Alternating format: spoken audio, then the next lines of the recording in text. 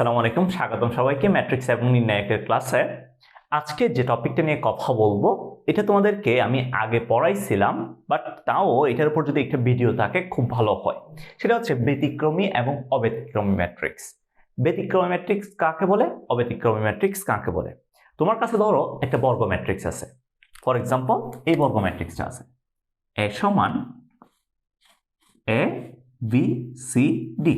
ধরো এই বর্গ ম্যাট্রিক্সটা আছে, তুমি এটাকে যদি নির্ণায়কে কনভার্ট করো তাহলে আমরা লিখি হচ্ছে মোড অফ এ। নির্ণায়কে কনভার্ট করো, যদি নির্ণায়কে কনভার্ট করার পর এই নির্ণায়কের মান যদি 0 হয় তখন আমাদের এ ম্যাট্রিক্স হচ্ছে ব্যতিক্রমী ম্যাট্রিক্স। এ হচ্ছে ব্যতিক্রমী ম্যাট্রিক্স। যদি নির্ণায়কে কনভার্ট করার পর এ নট ইকুয়ালস টু 0 হয় তাহলে আমাদের এ ম্যাট্রিক্স হচ্ছে অব্যতিক্রমী ম্যাট্রিক্স। অব্যতিক্রমী ম্যাট্রিক্স, ব্যতিক্রমী ম্যাট্রিক্সের ইংলিশ হচ্ছে সিঙ্গুলার ম্যাট্রিক্স, আর এটা হচ্ছে নন সিঙ্গুলার ম্যাট্রিক্স। অব্যতিক্রমী ম্যাট্রিক্স হচ্ছে নন সিঙ্গুলার ম্যাট্রিক্স।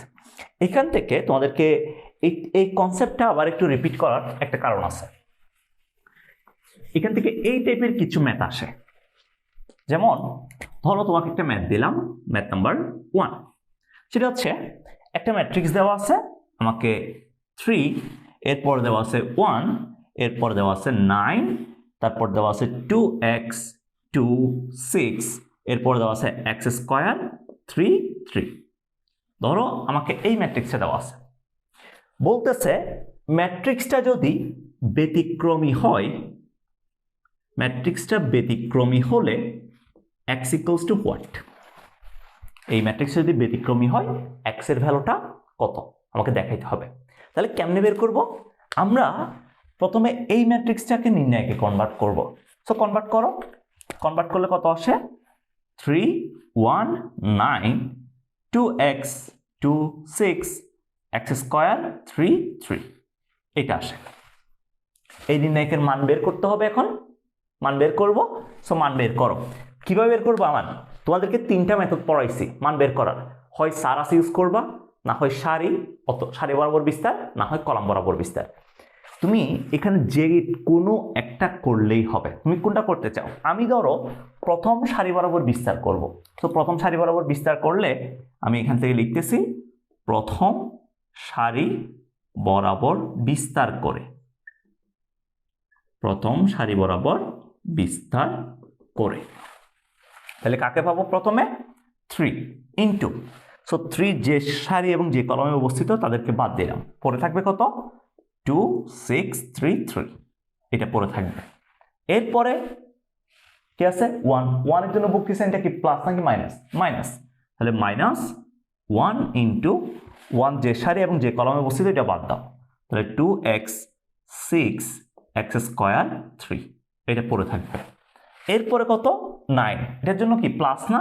তাহলে প্লাস 9 ইন্টু 2x 2, এরপরে x স্কয়ার 3 x স্কয়ার 3 এটা পরে আছে।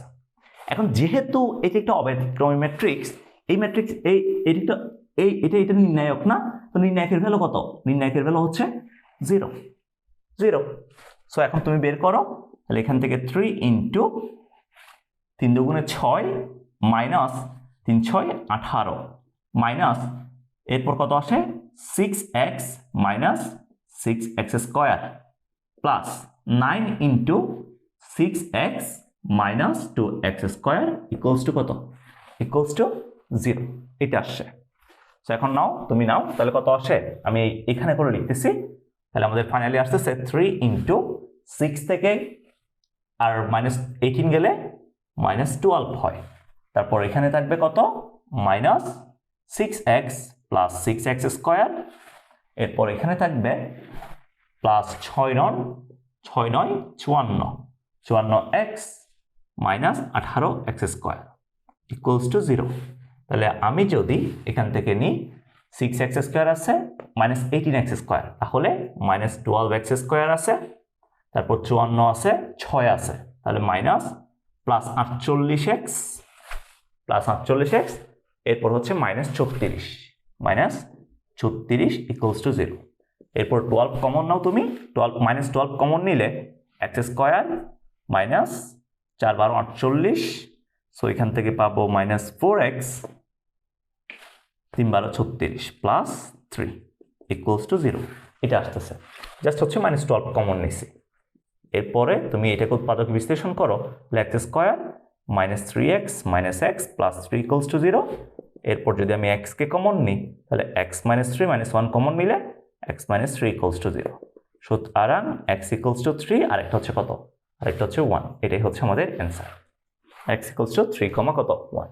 তার মানে এটার অ্যান্সার হচ্ছে 3,1। শেষ, অ্যান্সার 3,1।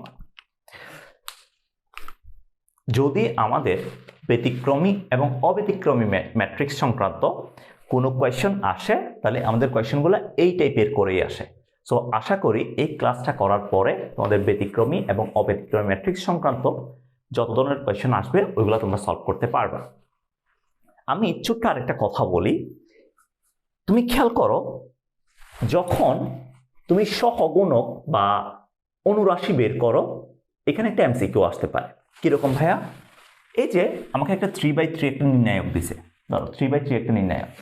এই 3/3 নির্ণায়কের আমি যে কোনো একটা ভুক্তির অনুরাশি বা সহগুণক যখন বের করতে যাই তাহলে আমি কি করি, এইটা যে সারি এবং যে কলাম বরাবর বসে তাকে বাদ দিই। তাহলে পড়ে থাকে কত? পড়ে থাকে হচ্ছে 2 6 3 3। আমরা এই যে ছোট্ট নির্ণায়কটা আছে, বাবু নির্ণায়কটা আছে, এই নির্ণায়কটাকে বলি এটার জন্য কি অনুরাশি। তাহলে দেখো তুমি বের করতেছিলা 3/3 নির্ণায়ক তোমাকে দেওয়া ছিল, তুমি যখন অনুরাশি বের করতেছো এই নির্ণায়কটা কত হয়ে গেছে, এই নির্ণায়কটা 2/2 হয়ে গেছে।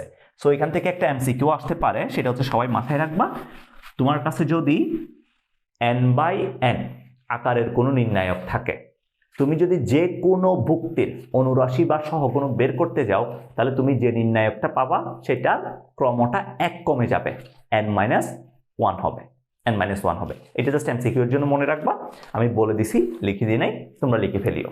আবার বলতেছি, যদি তোমার কাছে n/n ক্রমের একটা নির্ণায়ক থাকে, তুমি যদি যে কোনো ভুক্তির অনুরাশি বা সহগুণক বের করতে যাও, অনুরাশি বা সহগুণক যে নির্ণায়কটা আসবে ওইটা 1 কমে যাবে, ওইটা n যদি থাকে এটা কি হয়ে যাবে, n-1/n-1 হয়ে যাবে। ঠিক আছে? সো আজকের ক্লাস এ পর্যন্ত, সবাই ভালো থাকবা, আল্লাহ হাফেজ, টাটা।